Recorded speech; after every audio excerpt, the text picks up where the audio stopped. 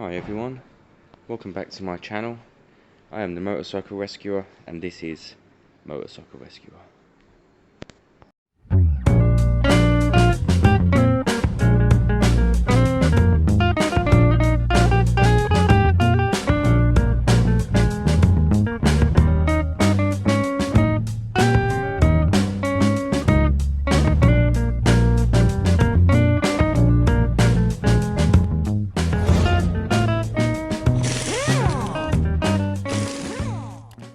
So I've been off a few days, come back to a very messy garage courtesy of Jake Corb. Got some kind of interesting updates. I'll show you one actually. This will be interesting. So we've got my big tmax there that is fully MOT'd, road legal, runs beautifully, and then we've got another one. Basically Jake, after me doing such a great job on that one, thought it was worth buying another one and doing it up. So he said to me he had this bike. I've got to be honest guys, this is the earliest model you can get, so it's the Mark 1, which I prefer. I think it's brilliant, I think it's stunning. And it's got like 21,000 miles, it's got a full service history, but of course it's a non-runner. This is the carb model, so you'd have to pop the carbs off to clean them out. And again, the seat doesn't lock, but I think we can fix that on this occasion. There's a battery in here. I don't know if the battery charges. I'll have to check that out. So there's another project here. This bike has lots of aftermarket stuff. Apparently it's been tuned. I've got a receipt at home saying it's been tuned by a specialist. What that means, I don't know. It doesn't say the actual work, so it doesn't say variator tuning, so upjetting. I don't know what that is.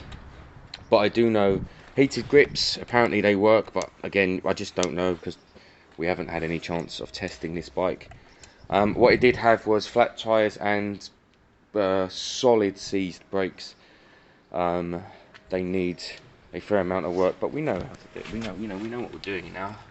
So that needs a lot of cleaning, or just a new disc and then some brake work. I think the shape of the bike's brilliant. This clear back end is wicked. I like it. I think it looks great. I think it's a better shape than the other one under there. And the other one under there has its year's MOT now, and it's advertised at 1,500. And I knew I was going to get some fools, but my god, I've got some fools. 7-year-olds telling me, yo blood, your bike's worth £600, look at the mileage. And then some other idiot goes, mate, I can't believe you're selling that for 1,500. I can buy a brand new one for 11k. I didn't even know how to respond to that. I can buy a new one for 11k. Yeah, this is 1,500 quid. And then I said to someone else, come on, for 1,500 quid you could buy a 50cc. Now I know people have a bit of concern about the mileage on that bike, but I know bikes and I can hear the engine. It is solid. It is not going to break down anytime soon. It will really be fine. It is high mileage, but I'd be shocked if it hasn't had a rebuild at some point in its life.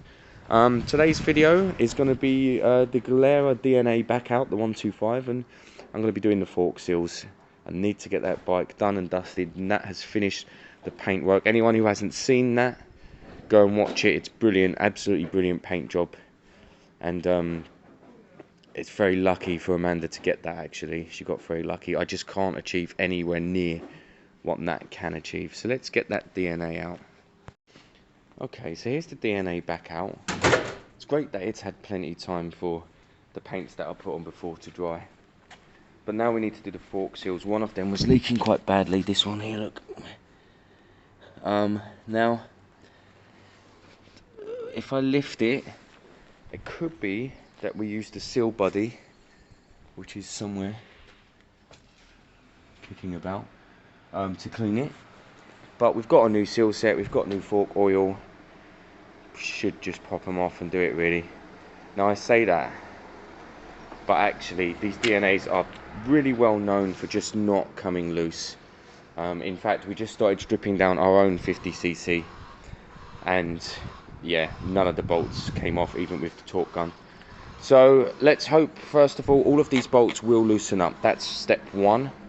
Step two is put something under the bike here, jack it up a touch to take the weight off the front wheel. Take off to drop the front wheel, drop the forks, and then we've got new fork seals and we've got new fork oil.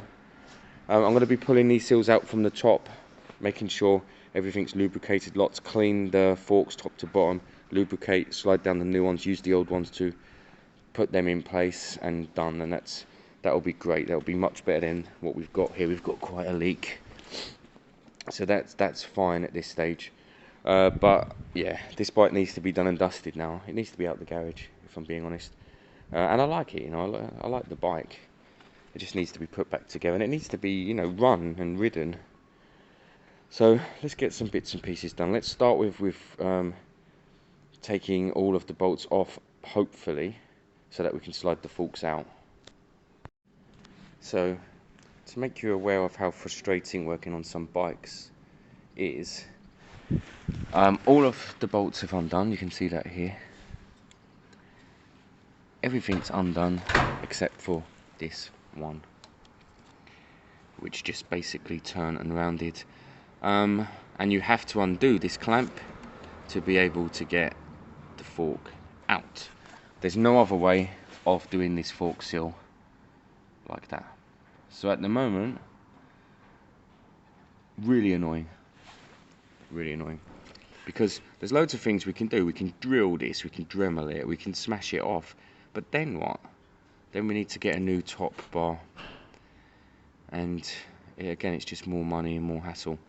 I'm going to pop this cap off. Let me see if the seal body, giving it a good clean, will help. That would be quite ideal if it's just been sitting a while and it's got some dust in there. Because we're looking at everyday use and MOT, and the actual suspension seems fine, but of course, look, this leak here isn't great. So I'm going to pop that cap off. We're going to see exactly what we're working with underneath. I'm going to give it a bit of a clean, and we're going to see if it's a bit better at all. So guys, this is interesting. Somebody's caked loads of grease down here. I wonder if this kind of got stiff and seized up at some point, and someone's caked it in grease. I mean, that's ridiculous. If you need no residue on here, how's putting grease down there going to work? It's always going to show up here, isn't it? So I need to clean that out somehow without ruining the seals, and I'm not sure what I can use for that. Maybe carb cleaner, ideally brake cleaner, because that doesn't ruin rubber. But that's terrible. I don't know why. I don't know if putting loads of grease down would hide the fact that it's got a small leak. I've never heard of that. Never heard of that. My guess is that these were, at some point it was sitting, they'd seized up a bit, and they had to loosen them up for an MOT. So I need to clean up that grease, then bounce it around, and then see if what's going on, basically, where this is coming from. Is this coming from the grease that's in there, or is it a leaking seal? Okay guys, so fork seal cleaned. All that gunk and crap was out. I'm going to pop this off its stand, bounce it around a bit. At the moment I've cleaned it, so obviously no leaks at all, but we're now checking for leaks, because that is of course what the MOT tester will do. So I'm going to pop it off the stand, bounce it around, and we'll see how it is.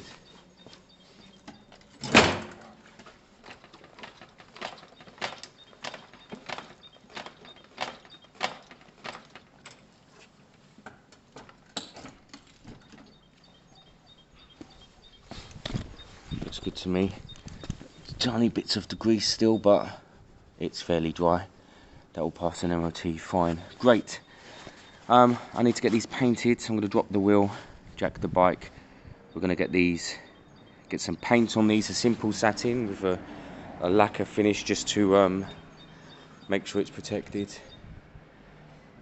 And then later tonight I'll be picking up the panels. So the panels will be going back on, and it will be done and dusted, I think. Did I get all the cooling system done? If I did, it needs topping up. I can't remember how far I went on the... Oh yeah, I can hear coolant in there. Alright, so I'll top up the coolant. God, what's next? Well, I guess, yeah, Nat's got all the panels, hasn't he? Oh yes, I need to get an exhaust. Can't forget, get an exhaust. Can't take it back like that. Hasn't been started for ages. I doubt it will.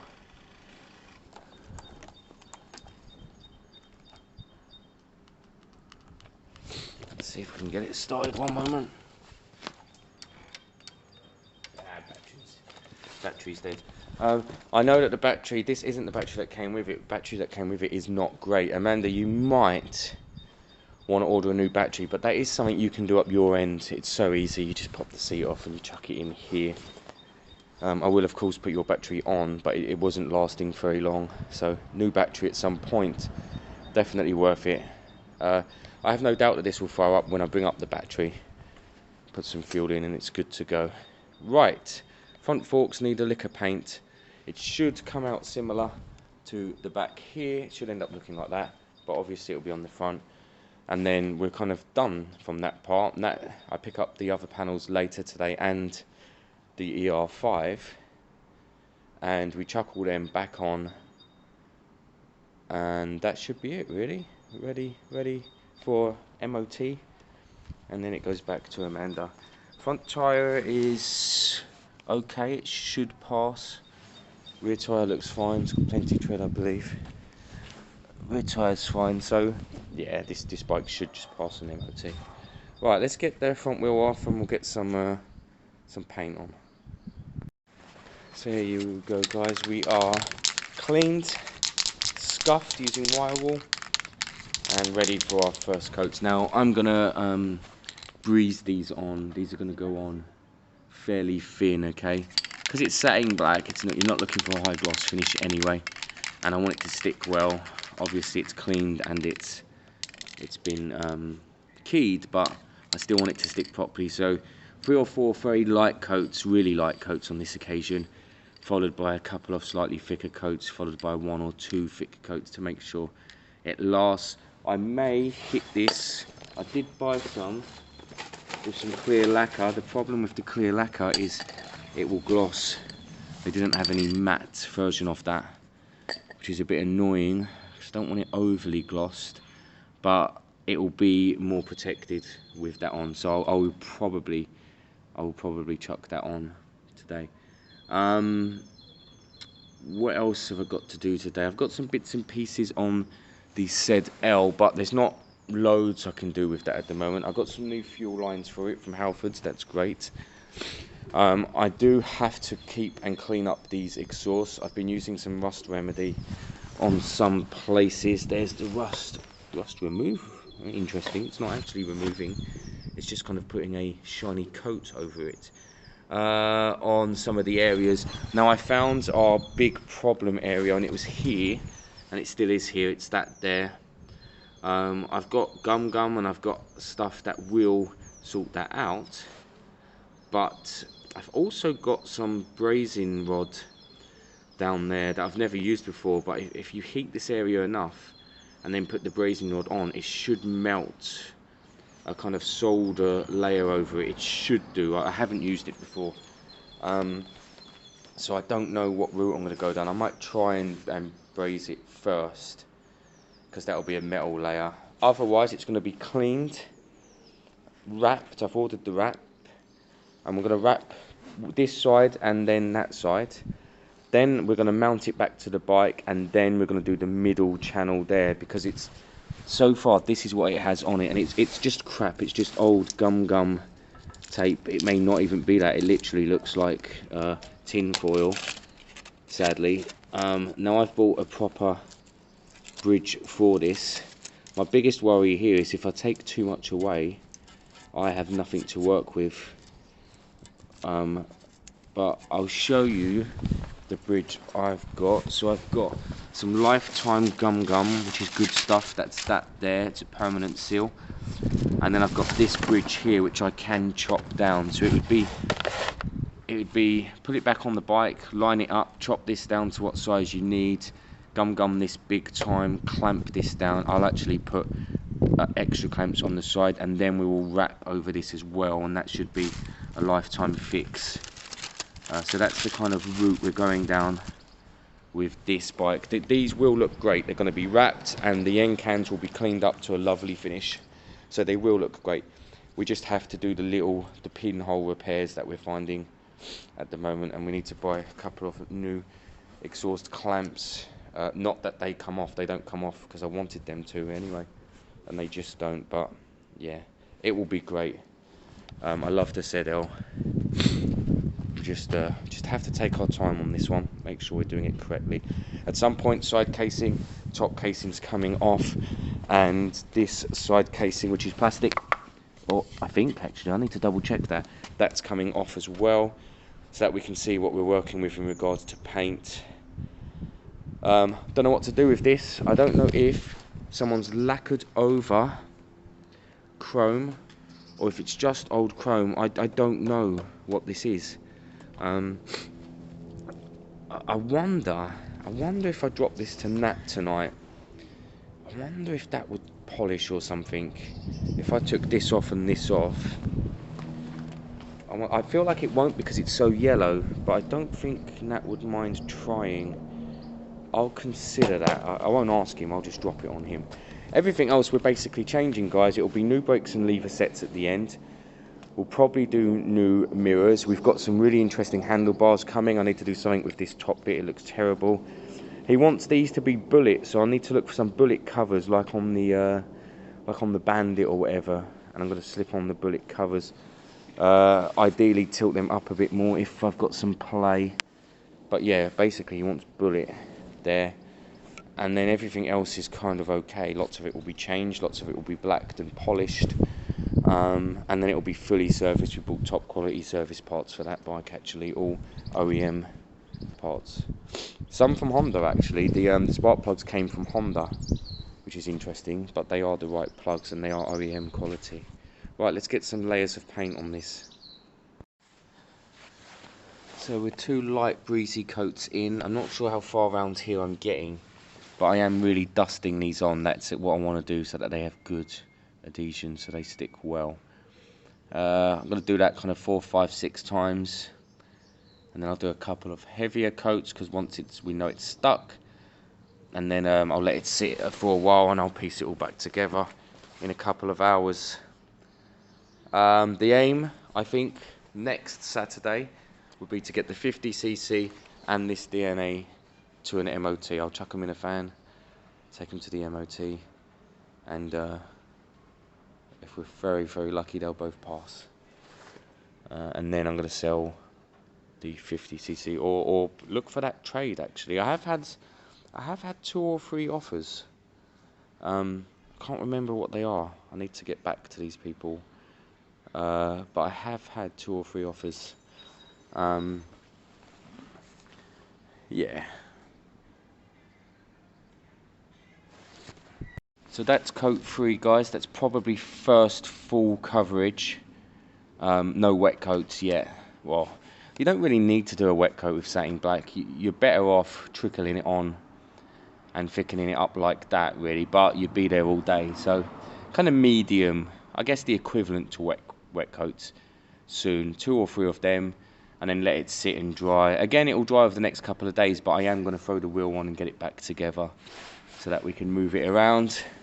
We can get all the headstock and everything back together then as well. And of course, we've got the new panels coming.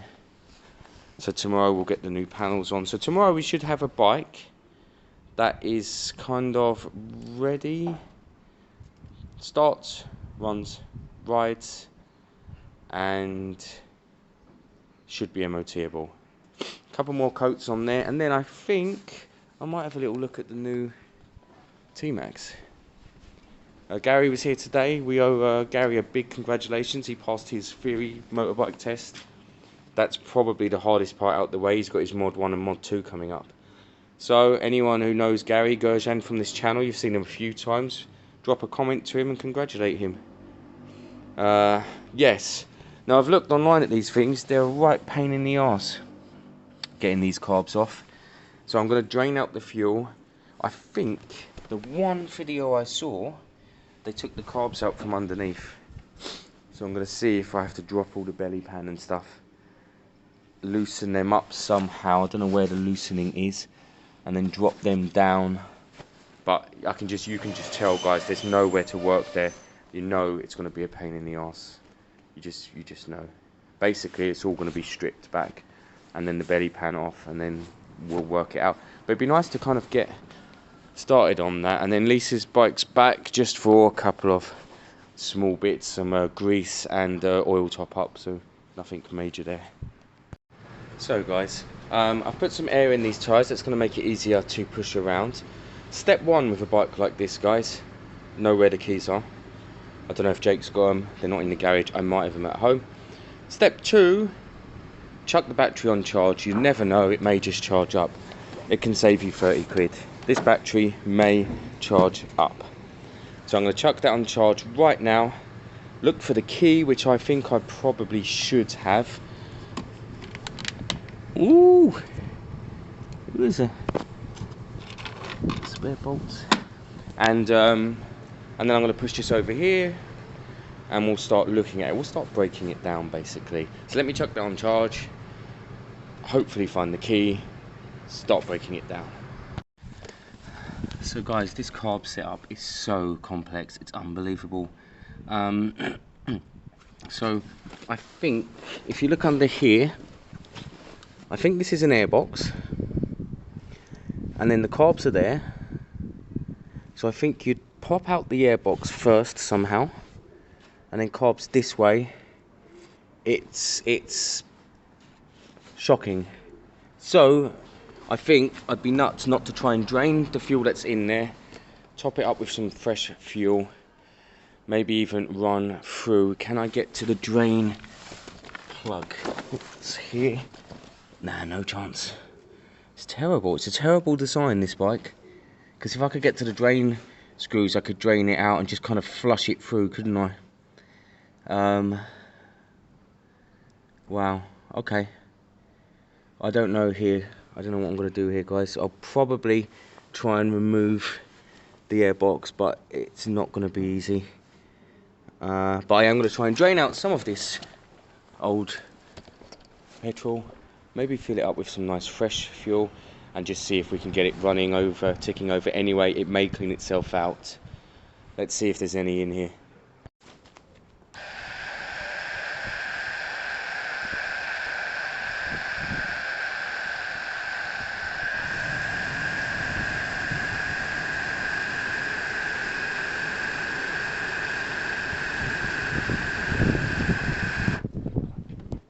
Okay guys, now because these carbs are so complex to get to, I've drained out the old fuel, but I have to try putting in new fuel. I'm going to get some high octane. I'm going to put the whole 5 litres in, knowing I'll probably have to drain it out later. And I'm going to try and run it through. It might mean turning it over and over and over and over, but basically the fuel that came out was very yellow. You can see some reminiscences here in the chamber. It's very yellow. That means it's very varnishy. That means it's not good. If we can get the new fuel through, if we can dilute it enough in the tank to get it through, it can clean out the jets on its own with a good run, okay, and a good idle. And you'll know if it's all good by how it starts and how it runs after a couple of days. So I'm going to chuck some high octane in, go and get a big battery, and we're just going to hook it up and fire it up. Remember, on the old one, that's all it needed. Drain the fuel, new fuel in, run it through. But that's fuel injected. And injectors don't open unless they're powered, so injectors don't really get blocked. Carbs are open always, so old stale fuel sticks in there and blocks the jets. That's the problem. But if we're really, really lucky, some new high octane fuel will push its way through, clean out the crap, and this will become a runner again. When I say high hopes, guys, that's extremely high hopes. But we don't know what the last guy did. I know these panels were off, so I know they considered something in here, but I don't know if they took the carbs off. I don't know if they did what I did and they've gone, bloody hell, that looks complex, I'll leave it alone. I do know they didn't use fresh fuel because that fuel's way too yellow. If they did use fresh fuel, they didn't put enough in. So I know that there's other bits and pieces going on here, but I'm going to put 5 litres high octane and try and run it through. I'll bring the car up, so we'll use that battery, and let's see, we might get lucky. I mean, this thing is in great condition. These panels, when they're cleaned, they're really lovely bluey purpley colour. This rear bar I'll paint at some point, that'll look great, but the actual panel work, in fact, let me get you, I haven't even done it myself. Jake's very good at this stuff, so he picks up a cloth and he cleans, but I like to do the mechanicals first. So look, so this is what we're working with. Let's see what we've got underneath.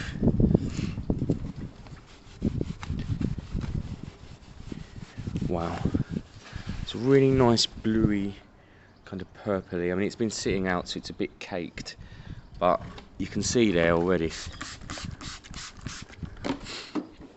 going to be a stunning bike. Like I said, guys, this bike has full service history, 21,000 miles, and it's the earliest model there is, so it's Mark 1, and it's got some papers that says it was tuned. So if we can get this running, this is going to be a very popular bike. Let me go and grab that high octane. So here's the nice fresh high octane, guys. Let's chuck that in. You know it's high octane because it tastes better.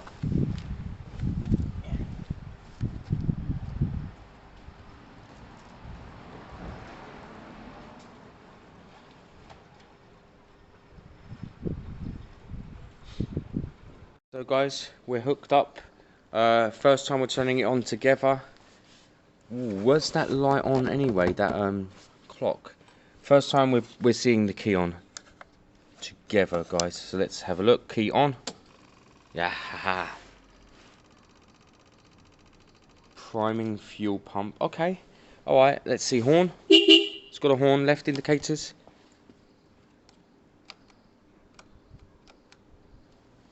Oh, what's going on there? So if you hold the switch, left front, left right. Let's go rear. Let's go right. Seems like the switch is a bit touchy. Right is fine. Ah, good. Okay, so we've got hazard lights. We've got a horn. I don't know what this is here. What is that? Oh, what's that button? Green, red, yellow, blue. What the hell? I have no idea. I'm going to have to look into that. Starter button. Alright, guys, so I think we're going to be turning this over a while. So let me put you down over here. And there you go, 25,900. That's absolutely fine. Absolutely fine. Oil light's gone off. That's okay. I like the way it tells you about the belt there. Look at that. V belt. That's really cool. Right. I think I'm going to set us aside. I go back to what I said before, guys. Really do not expect this one to start on this occasion. Sometimes I normally have a kind of idea if they will, but it's not easily going to on this. They need to come off them carbs. Well, I'm going to place you here. I'm going to turn it over. I'll probably be turning it over quite a lot. Don't worry about the starting motor. I do know about all that stuff. 10 to 15 seconds, and give it the same amount of time to rest. And well, I don't know. Let's see.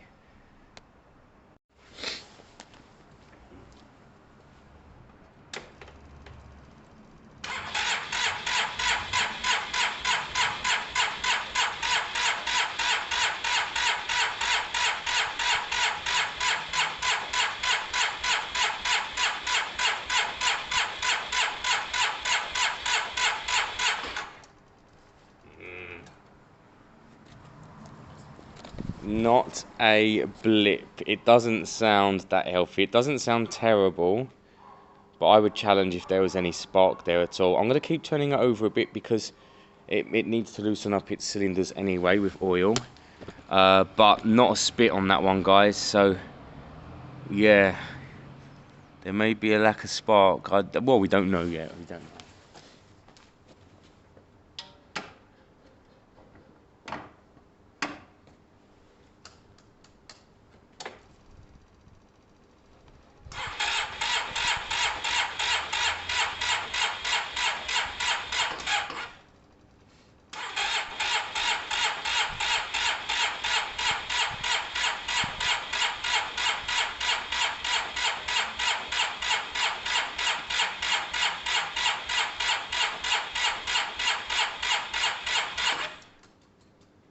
Interesting.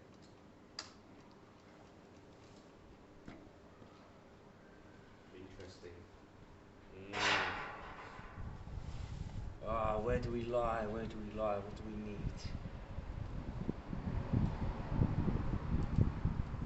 So annoying. So annoying.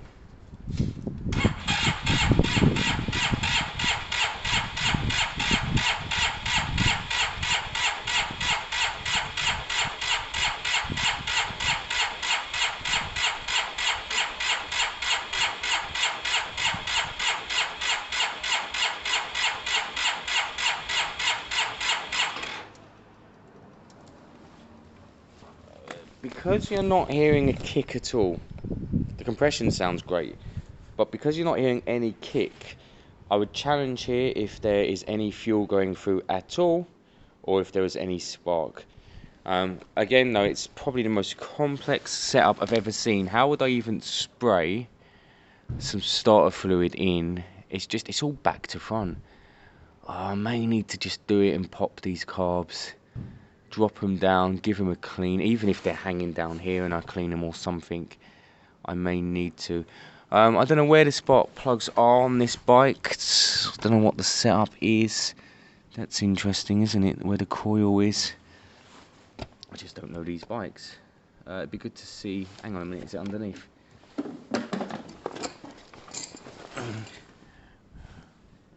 Oh, number 1. So is there 2? Oh yes, left and right, 1 and 2. Okay, so they're spark plugs. Alright, so next step is to check that it has a spark.